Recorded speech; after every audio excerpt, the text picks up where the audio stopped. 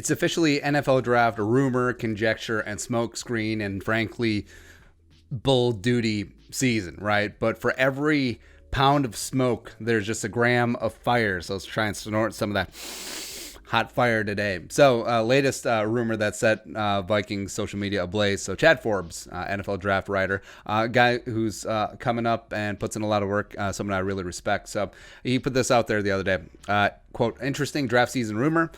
Vikings looking to trade up in the first round for a wide receiver. Interested in Buccaneers, slot 14th overall to move ahead of Broncos. Believe target, one of the consensus top wide receivers. I'd bet it's CD Lamb, end quote. So I get it. And full on, like you'll see the replies. Why would they trade up for a wide receiver in this deep class? Right? And to a degree, it makes sense, right? You do have an argument there. But even though it is a very deep wide receiver class, potentially could be one of the greatest in NFL history, Lamb and Judy, and to a degree Ruggs, are just in a tier all by themselves, right? So let's say the wide receivers this year are burger joints. So Jerry Judy, CeeDee Lamb are the Blue Door Pub and the Nook, right? They're just, that's right.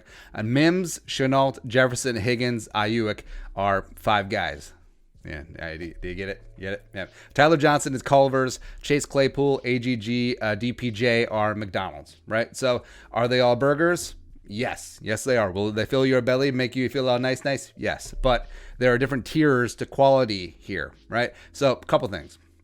The draft positioning. So it's a little bit odd for me because, yes, you leapfrog the Broncos at 15. Broncos would love to have someone opposite Cortland Sutton. I think Ruggs would be a great fit there, frankly. But you're also still behind the Raiders and Niners at 12 and 13, respectively. Both could easily take a wide receiver. Also, the Jets at 11. Since they lost Robbie Anderson, yes, they signed Rashad Perriman, but I think they're fully dedicated to get Sam Darnold killed, and not because of the kissing disease. So they won't take a tackle; they'll just take a wide receiver. So whatever. So does this make a lot of sense if the Vikings are trading up to get a wide receiver? Maybe, but also it doesn't make sense until you get to draft night, because if you're dead set and moving up for a wide receiver and the top two are gone, or even the top three are gone, what's the point, right? Also, flip side, does this make sense for the Bucs? So obviously the Buccaneers have no need for a wide receiver, but some other talent to help Tom Brady. They got this limited window, 1 to 2 years, like they want to try and win a Super Bowl. So you're telling me, offensive line wise, say Becton or Wills or Wirfs somehow makes it to 14. Good luck getting that pick. You can pry that pick from the Buccaneers' cold dead fingers, guy. And they're going O-line there, or one of the defensive studs comes along. Someone tell Bruce Arians there is another side of the ball, but whatever. But frankly, I would be okay moving up. I'm okay with the theory of it, but of course not sacrificing both ones. That's loony town. Get the hell out of here. But also, ironically and fittingly, so the 14 overall pick on the old trade chart, Jimmy Johnson trade chart, is 1,100 points. If you add 22 and 58, the Vikings second round pick together, they add up to 1,100 points. So it is a perfect match there. So would you be okay giving up your second round pick as well as your first round pick at 22?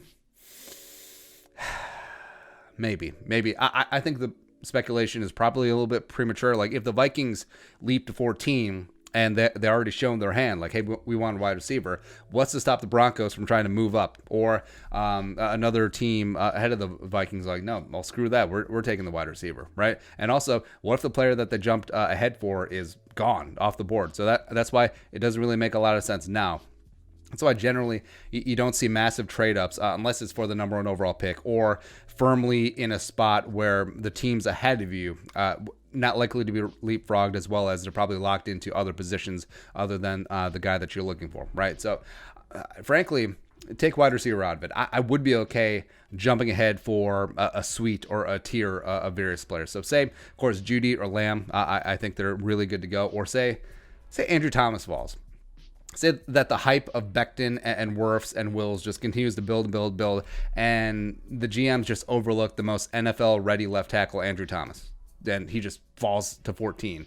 And the Vikings are like, oh, yoink. Although the Bucs could easily take Thomas and play him at right tackle. Or Javon Kinlaw, the amazing defensive tackle from South Carolina. He's still sitting there. Or C.J. Henderson, the great corner from Florida. He seems to slide. I would be okay with any of them, frankly. I would.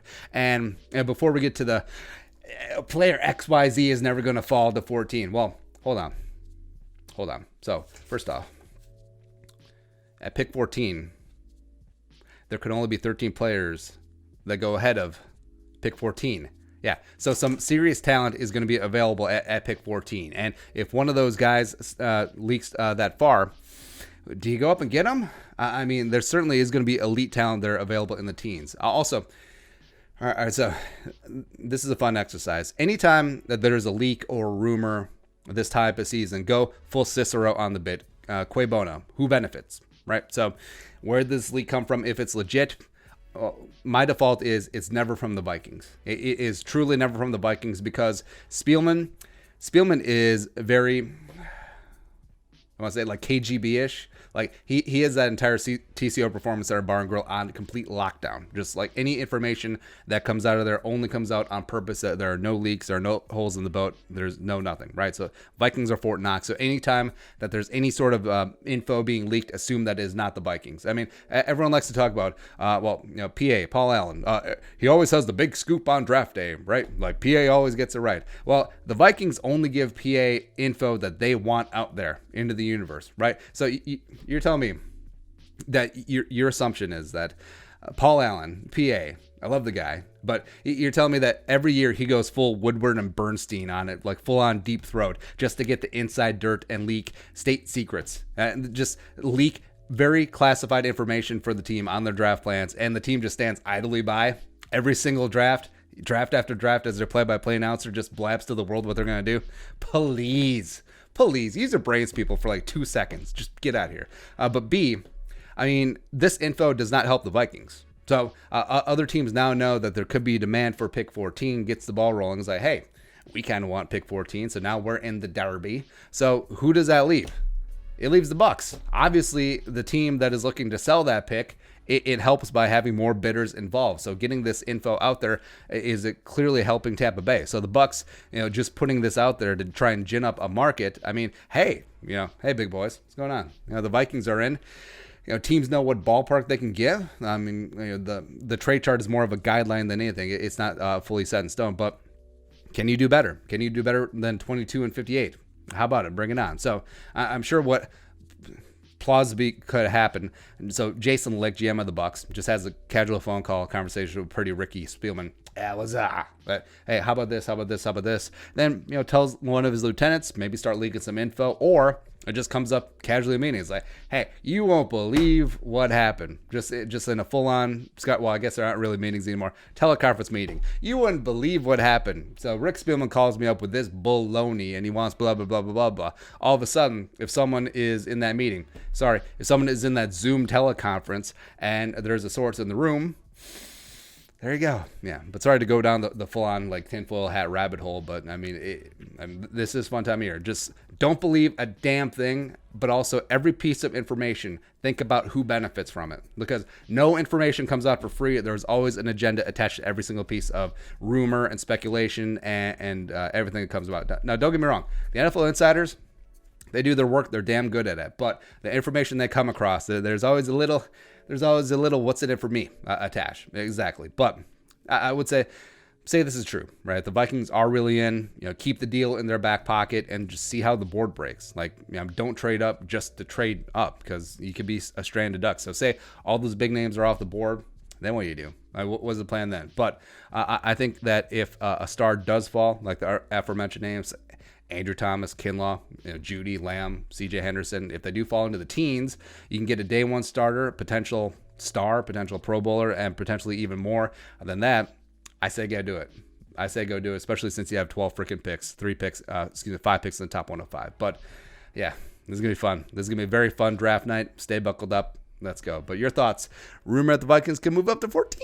Question mark. Let us know in the comment section below. Subscribe for daily Vikings takes. Want to support the work? Pull us up in the Venmo or hit that join box down below. Find out how you can become a monthly or platinum Jerome player. And give us a follow on social media as well. But until next time, Skull, production value.